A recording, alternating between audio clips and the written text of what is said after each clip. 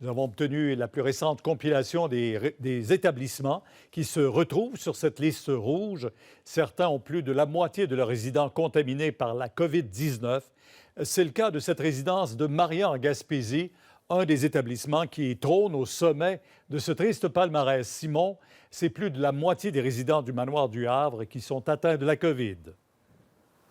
Oui, effectivement, Pierre. 17 résidents sur 28 ici au Manoir du Havre ont contracté la COVID-19. Malheureusement, on déplore 4 décès depuis le début de cette éclosion dans cette résidence privée pour aînés il y a 2 semaines. C'est le réseau de la santé qui assure maintenant ici la gestion depuis le début de l'éclosion. Également, du personnel du réseau de la santé est ici pour prodiguer les soins parce qu'on a dû mettre les employés, évidemment, en quarantaine. Le Manoir du Havre, vous l'avez dit, est sur la liste des établissements critiques au Québec, mais ce qu'on nous dit, c'est que la situation ici se stabilise. On parle maintenant de 63 cas liés à ce foyer d'éclosion. Des résidents, des employés, mais également des proches de ces employés, tous les contacts, en fait, si on veut. Ça représente quand même les 2 tiers des cas pour la région de la Gaspésie et des îles de la Madeleine.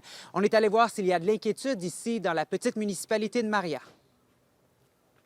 On se protège le plus qu'on peut, là. Bien, je trouve ça pas pire comparé à Montréal.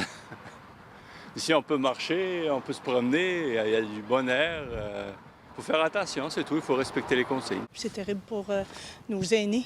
C'est eux autres qui, vraiment, là, qui sont hypothéqués. Là, ça n'a pas d'allure. Bien, c'est inquiétant, oui. Assez inquiétant. On continue à écouter ce que le gouvernement nous dit.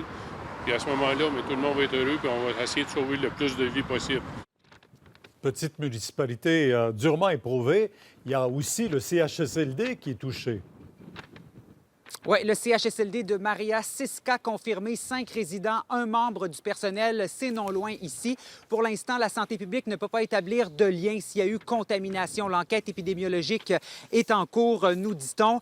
Dans le CHSLD, il y a quand même 95 résidents, 120 membres du personnel. Tous les résidents seront testés. C'est en cours actuellement, là, ces tests. Et il manque également beaucoup de main-d'œuvre ici dans le réseau de la santé en Gaspésie. La PDG du Centre intégré de santé et de services sociaux qui a lancé carrément un cri du cœur aujourd'hui, des étudiants, des gens qui seraient intéressés à venir aider. On va donner de la formation, on a besoin de bras. On estime à peu près 350 personnes qui manquent ici dans le réseau.